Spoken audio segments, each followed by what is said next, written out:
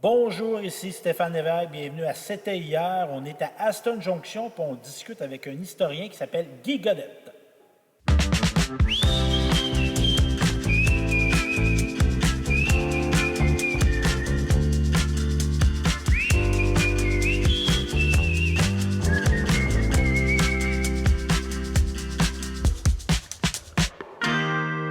Je vais vous confier quelque chose, chers téléspectateurs. Quand j'ai pensé l'idée de faire une télévision communautaire, pourquoi je m'y suis tellement investi, c'est en pensant à des gars comme Guy Godette. Parce que tu es un historien amateur, mais qui a beaucoup investigué, beaucoup fait de recherches.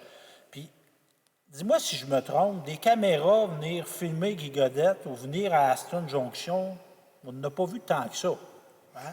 Non, absolument pas. Disons qu'on est dans le milieu où nous sommes.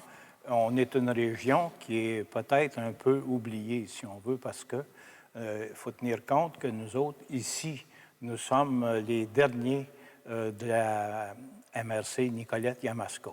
Le nombre de population. Bien, la population n'est pas tellement élevée. Quoi, là. 400? 400 quelques, OK. c'est ça. Mais moi, je trouvais ça important de donner place à Aston Junction, comme donner place à Nicolette ou à Bécancour. C'est beau, Nicolette, c'est beau, Bécancour, mais c'est beau aussi Aston Junction. Puis on a des choses à dire à Aston Junction. Oui, c'est toutes les municipalités, en principe, je trouve ça un petit peu dommage que dans l'historique des municipalités, quelquefois, on ne tient pas compte suffisamment de l'histoire de la municipalité ou le régional. Parce qu'il y a une phrase qui nous éclaire, en tout cas qui devrait nous éclairer, pour savoir d'où on vient, pour savoir où on va, il faut savoir d'où on vient.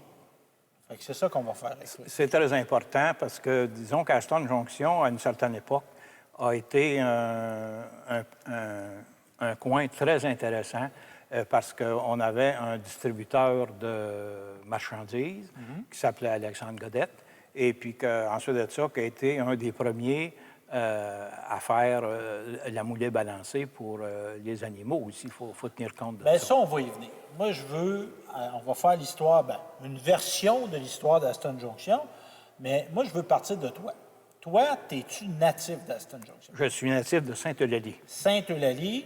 Et qu'est-ce qui va t'amener à venir à Aston Junction? C'est en 1963, mon père avait décidé de vendre sa ferme à Sainte-Eulalie pour venir acheter une ferme qui était plus adaptée, disons, à ce que lui rêvait. Là, parce qu'on s'en venait ici à Aston Junction pour distribuer le lait en pinte dans le village. OK. Puis chez vous, vous étiez combien, Guy? Nous autres, on était 5. 5, des gars, des filles? 2 garçons, 3 filles. Parce que toi, t'es Guy Godette. Oui, moi, je suis un de tes frères le plus vieux. Qui s'appelait Pierre. Oui, qui est décédé malheureusement. Qui nous a quittés. Juste pour rappeler, souvenance, Pierre Godette, il était très impliqué à l'UPA, entre autres. Tu es candidat du Parti québécois dans Nicolette en 70, 73? Je pense que c'est 73. 73. Tu as beaucoup fait d'implication. Les autres membres de la famille, c'est qui? Pardon? Les autres membres, il y a toi. Il y a moi, je suis l'aîné. OK. Ensuite de ça, il y a Pierre Godette. Ensuite de ça, il y a Lucie Godette. Okay. Et puis Louise Godette, puis Adèle Godette. OK. Bien, Adèle, je connais. C'est la plus jeune, ça? C'est la plus jeune. Okay. Oui. Donc, papa s'installe ici. Qui prend Marie, prend pays, là, la belle Madeleine, elle arrive quand là-dedans? Madeleine est arrivée à peu près en 1971, à peu près 72. Okay. Bien, j'ai commencé à sortir avec Madeleine, j'avais 17 ans. OK. Et quelque chose. Puis c'est comme ça que je ne me cacherai pas de vous dire, j'ai jamais eu d'autres blondes. OK. Je le regrette un peu. Mais de toute manière. C'est les circonstances de la vie qui ont fait ça. Ça nous a... on s'est mariés en 1969. Okay. Et puis, ça nous a... On a travaillé pour avoir des enfants. Puis on en a eu. 4 fois. François, Richard, Catherine et David. C'est cela. Les plus jeunes. Puis de nombreux petits-enfants aussi. On a, en ligne directe, on a 3 filles et puis 3 petits garçons, plus une. Parce qu'à un moment donné, il y a un de mes fils qui, lui... avait une copine qui, elle, avait une fille. Puis que vous considérez comme votre qu'on considère comme faisant partie de nos petits-enfants. Bien, c'est bien correct, ça. Et un homme, je ne dirais pas aux 1000 métiers, mais à quelques métiers. Évidemment, tu as travaillé, je présume, avec ton père à sa ferme. Oui. À un moment donné, tu as fait quel métier après? Bien, j'avais acheté la ferme de mon père. OK. Et puis, après ça, quand j'ai vendu la ferme, j'ai été à Bon Conseil, à l'usine d'Agropur, mais j'avais énormément de difficultés à m'adapter aux 4 murs. Toi, tu étais un gars qui avait besoin des grands espaces. Ben, je pensais ça, là. Ouais. Et puis, j'ai laissé ça pour aller travailler pour une compagnie qui avait des bulldozers. Mais ça n'a pas été un succès du tout. Et puis, finalement, après ça, je me retrouve... on a acheté une épicerie ici dans le village. On a été 19 années et demie de temps. De 1979 à... On faut reculer de 19 années et demie. OK. C'est ça. Jusqu'à 80. Fait que là, ouais. nos enfants ont tous été des collaborateurs, plus ou moins volontaires. Hein, parce que quand papa et maman ont un commerce, c'est ça. Pas le choix tout le temps. Je me plaisais à dire à mes enfants que quand l'école était finie, que c'était pas compliqué du tout, on venait jouer au magasin. Bien, c'est un beau jeu, ça. C'est ça. ça. À compter. Et puis, à ce moment-là, disons que le domaine de l'épicerie, des petites épiceries locales, là, pour les petits villages comme le nôtre, ça, c'était pas en montant, c'était en baissant, ça. Ouais. C'est pour ça qu'on a ces opérations. Oui, dans notre village, moi, quand j'arrivais en 1963, il y avait une boucherie, il y avait 2 épiciers au village, il y en avait un en campagne. C'est pour dire qu'à un moment donné, quand moi, j'ai fermé les livres, là, il n'y avait plus rien de ça. Puis là, tu as eu, entre autres, oui, épicier, mais tu as eu une ronde de lait, toi. Oui, c'est-à-dire j'ai eu la ronde de lait quand j'avais commencé à faire ça au moment où, disons, que mon père avait acheté la ferme. Et puis, quand j'ai acheté la ferme, là, ça n'a pas été trop long quand arrivaient les grands spécialistes du ministère de l'Agriculture pour nous avertir que le lait nature, ça, là, c'était dépassé. Ça, là, parce que toi, tu vendais le lait directement. Oui, c'était du lait cru. Parce que tu distribuais ça en cheval, toi. C'est-à-dire que quand on a débuté, oui, c'est sûr qu'on a fini dans la boîte du pick-up, là, mais disons que quand on a commencé en 63, c'était avec le cheval. Tu sais. C'était très pratique. Le cheval, il n'y avait absolument rien qui allait bien comme ça, parce que le cheval, tu disais avance, puis quand tu arrivais au client, tu n'avais rien qu'à dire « wow ». Et puis là, ce cheval-là était docile, etc. C'était fiable. C'est ça. Fait que c'est ça. Mais là, c'est quand même, moi, je trouve ça intéressant. On a un homme, 74 ans, qui a travaillé avec des chevaux. Je n'ai pas travaillé avec les chevaux sur la ferme comme telle, mais disons que pour la distribution, c'était quelque chose qui allait très bien. Parce que moi, mon père est un petit peu... Moi, je te taquinerais pas, Guy, là. Mais moi, des fois, je taquine mon père. Je dis, toi, tu es assez vieux que quand tu es né, Adolf Hitler était vivant. Ben, pas moi. Il était mort, mais ça faisait pas longtemps. Ça faisait rien 2 ans. Bien, tu étais bien en forme et tout ça, puis tu es encore vif. Donc, l'intérêt, parce que là, tu as eu plein de métiers, tu étais un gars qui était impliqué dans sa communauté. L'intérêt pour l'histoire, ça vient où, ça? Ça vient quand, ça? Ah, c'est un pur hasard. Quand j'allais à la petite école, le cours le plus intéressant pour moi, évidemment, c'était le cours d'histoire. OK. Mais seulement que c'est pas avec ça là, que, disons, qu'on obtient les diplômes. Là, hein. Fait que, mais j'ai toujours été intéressé par l'histoire. Et puis, ce que j'adore de l'histoire, pour moi, c'est l'histoire la plus locale possible. Toi, tu aimes ça qu'on parle de ton milieu, ta municipalité, ta région, le territoire, ancré. C'est pour cette raison-là que je dis que moi, quand je parle avec quelqu'un, supposant que une madame ou un monsieur me donne son prénom, moi, ça ne me satisfait pas. Je veux savoir son nom de famille. Parce que les familles, c'est ça qui compose le ciment de la société. C'est ça, l'intérêt qu'on a dans notre milieu. Là, tu sais, il y a des noms, des fois, qui me sont mentionnés. Puis je dis, ça dans mon coin, on n'a pas ça. On retrouve ça sur la Rive-Nord. Bien souvent, je ne me trompe pas. Mais c'est-tu un reproche qu'on peut faire, puis on a le droit de critiquer, on est en démocratie.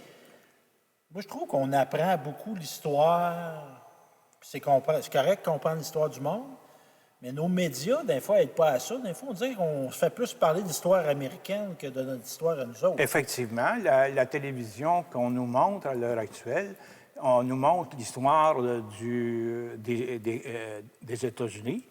Et puis ça, tu l'as en détail sur le long et sur le large. Et puis ici, je vous donne un exemple. Il est arrivé en 1759, 55, pardon, la déportation des Acadiens. Je n'ai jamais vu des grands films sur la déportation des Acadiens. Puis ça serait un sujet je vais mettre des guillemets, pour faire un bon film, ça prend des drames, mais c'est un drame, la déportation des Acadiens.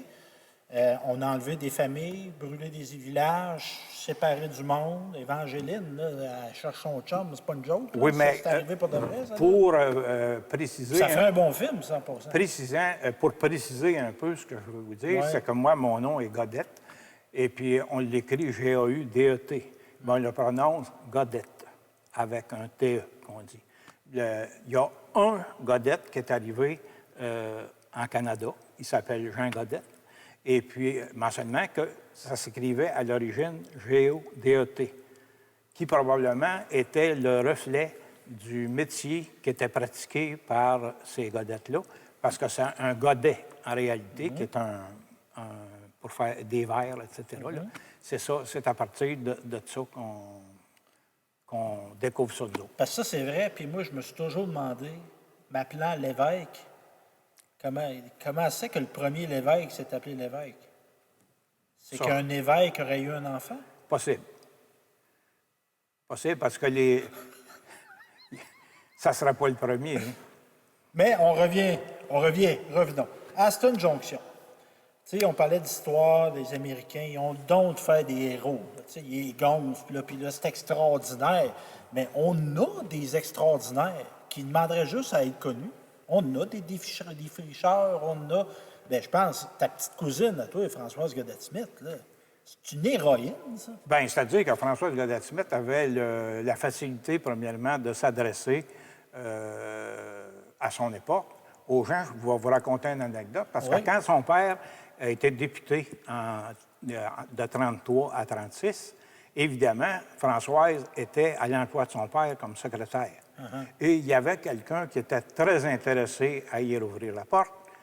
C'était un certain Maurice Duplessis.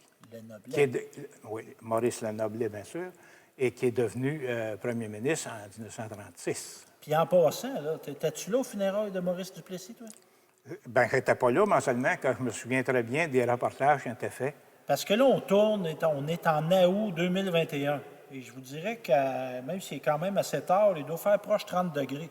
Et quand Duplessis est mort, il est enterré à Trois-Rivières, il y a eu une cérémonie, il faisait tellement chaud ce journée-là qu'il y a des gens qui ont dit « Les portes de l'enfer se sont ouvertes pour accueillir Maurice Duplessis. » Oui, mais c'était sûrement quelqu'un du Parti libéral. En effet, parce qu'il y en a qui disaient aussi, à l'époque, le ciel est bleu et l'enfer est rouge. Oui, ça vient d'un monseigneur, en plus. C'était qui, donc? Je pense que c'est le frère du premier ministre Tachereau. Ah, bon. Donc, on revient à ta petite cousine. Entre autres, pour les gens, là, moi, j'ai connu ça. Là. Moi, j'ai été un peu Françoise Godette-Smith. Je sais c'était qui, mais pas tant que ça. Puis c'est comme les jeunes d'aujourd'hui ne savent pas c'est qui. Mais pourquoi qu'on devrait savoir c'est qui, Françoise Godette-Smith? Françoise Godette-Smith, premièrement, elle était journaliste. Okay. Une femme à cette époque-là. Oui. Parce que là, Françoise Godette-Smith, elle reste en quelques années. Elle était très ouverte face aux problèmes des femmes de son époque. Et puis, je peux vous dire une chose, si son père et sa mère avaient su toutes les filles qu'il y avait à son domaine de Clairvallée à Saint-Sylvain, probablement qu'il y aurait eu du brosse camarade un petit peu. On peut-tu dire que c'est une forme de féministe avant l'heure? Oui. Elle voulait l'affirmation de la femme. Pour vous donner un exemple, là, dans les amis qu'elle avait à ce moment-là, je citerais Simone Monet-Chartrand et puis Michel Chartrand. Moi, quand mon grand-père, du côté de ma mère, est décédé, Michel Chartrand est venu s'agenouiller sur sa tombe, là, en 1946. OK. Donc, on a parlé de ta petite cousine. Là, on va parler d'Aston Junction. Aston Junction, là, ça a combien d'années, ça? Bien, Aston Junction, probablement existe, on va dire Aston en premier. OK. Parce que le Jonction est arrivé en 1891, quand le chemin de fer de Jonction. de Mitchell et s'en allait vers Manceau. C'est là qu'est arrivé, si mon souvenir est exact, là, c'est 1891. Et ça, je veux juste faire une petite parenthèse, il ne faut jamais oublier l'importance du chemin de fer dans la région. C'était les autoroutes du temps, ça, là. C'est ça qui créait des liens entre les villages. Oui, parce que le premier chemin de fer existe depuis 1865. Puis le pourquoi, on peut vérifier ça facilement, parce qu'en même temps que le chemin de fer a parti de Saint-Angèle, et pour s'en aller vers Victoriaville, qui dans ce temps-là ne s'appelait pas Victoriaville, c'était Arthabasca-Ville. Ah? Oui. Et puis, la ville de Victoriaville est née dans ces années-là, mais le nom de Victoriaville est arrivé plus tard. Fait que ça va, il va y avoir Aston Junction. Puis là, on a fait un livre, là, quelques années. C'était pour le combienième d'anniversaire? Le 100e. OK. Mais il y a comme eu des pré-Aston Junction. Bien, c'est-à-dire qu'il y a eu des... ici, à Aston Junction, on a dans notre municipalité, dans les premiers habitants, on a eu les Lupiens. OK. Bon, qui sont originaires, je crois, c'est de Masquinongé, qui sont venus s'établir. Mais à ce moment-là, on parle de gens de Sainte-Eulalie. Parce que du côté du 11e rang, du côté où est l'Église présentement... Où on est en ce moment. Oui, exactement. On était à Sainte-Eulalie. On était à Sainte-Eulalie à ce moment-là. Et puis de l'autre côté, on est à Saint-Wenceslas. Mais il va se créer naturellement, entre guillemets, un attroupement de maisons. C'est ça que vers à peu près 1914, tu sais, là, on a mené à bout d'avoir un presbytère, puis d'avoir aussi une chapelle. OK. C'est là que commence la vie paroissiale, là, religieuse et civile, parce que ça, à ce moment-là, là, le religieux et le civil, ça se mariait facilement. Les prêtres emmenaient l'art. C'est ça. Ils menaient beaucoup. C'est comme ça que commence l'historique de notre municipalité. Dans le fond, c'est comme on va prendre un bout de Saint-Eudes, puis on va prendre un bout de Saint-Ouest. Oui, puis un bout un petit peu d'Avelueville, OK. qu'à ce moment-là, on appelle Saint-Anne-du-Sault. OK. Fait que c'est ça là, qui se produit, là, puis... Mais je me trompe-tu que les débuts d'Aston Junction, le train va beaucoup marquer la vie du village? Bien, disons qu'on a eu une première gare qui a été détruite, je pense, en 1908 ou 9. Là. En tout cas, là, c'est parce que je n'ai pas mes notes devant moi. Et puis après ça, bien, on a rebâti la gare qui a été détruite en 1988. OK. Oui, et puis là, on n'a pas rebâti. Et parce que là, parce que les trains arrêtaient ici, là. Ben oui, ça créait du commerce. C'est ça. Je présume. C'est Les ça. gens, les voyageurs débarquent, prennent un repas, prennent un C'est café. ça. Il y a du transport de marchandises. Puis là, bien, est arrivé le transport par camion, qui était plus rapide. Ben oui. Fait que c'est comme ça que le train a perdu beaucoup de son attraction là, à ce moment-là. Mais par contre, Aston Junction a toujours été pour le chemin de fer par rapport à ceux qui travaillaient sur le chemin de fer, qu'on appelait communément des tracteurs en anglais.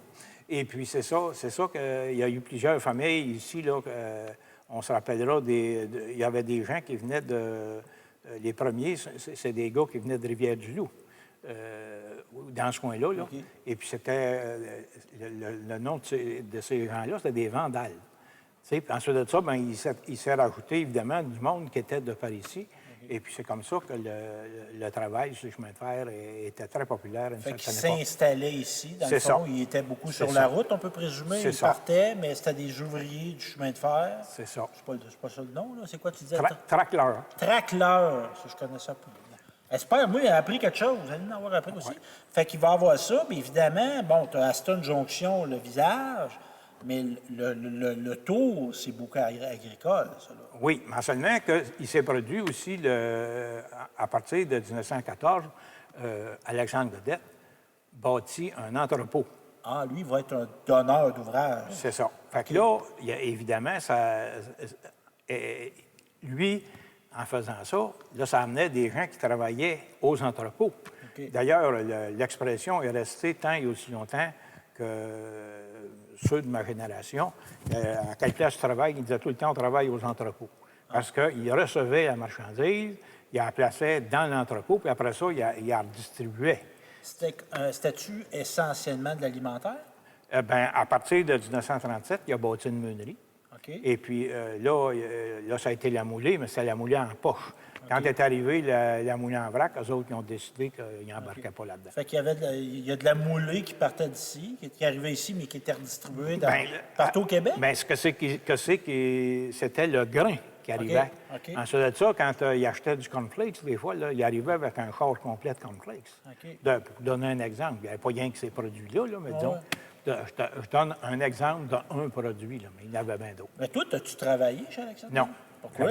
Jamais. Ben, parce que moi, j'étais cultivateur chez moi. OK. Toi, tu voulais de l'espace. En tout cas. Non, y a-tu ça dans Guy Godette, d'être son propre patron? J'ai été mon propre patron, puis j'ai changé assez fréquemment d'emploi. Je désirais, à un moment donné, dans ma vie, voir d'autres choses. Finalement, à un moment donné, je me retrouve camionneur puis aux États-Unis. J'ai fait le Midwest américain au complet. Donne un exemple, l'Iowa, le Minnesota, le Wisconsin, etc. C'est toutes des places où j'ai vu. Puis, je ne regrette pas ça du tout. Ça a été... Mais ça t'a-tu, aller chez les Américains comme ça t'a-tu renforcé dans ton idée de l'importance de l'histoire? Parce que les Américains ont des défauts. Bien, disons que... Mais ça, ils l'ont.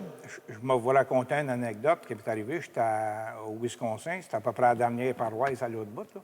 Ça s'appelle Ashland. Puis, à un moment donné, à ce moment-là, le poste d'information touristique, c'est la réplique d'un fort.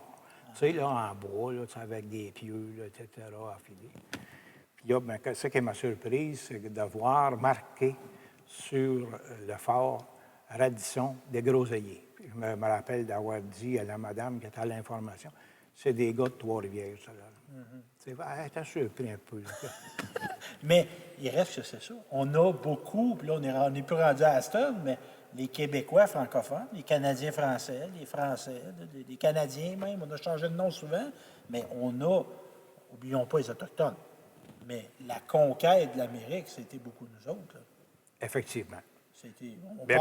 On n'a pas à avoir honte de ça. Puis ensuite de ça, si le constat que j'ai fait par moi-même, et puis que n'importe qui peut faire, c'est aller au Wisconsin et vous allez retrouver beaucoup de noms en français. Vous allez trouver le lac du Flambeau, écrit en français, Fond du lac.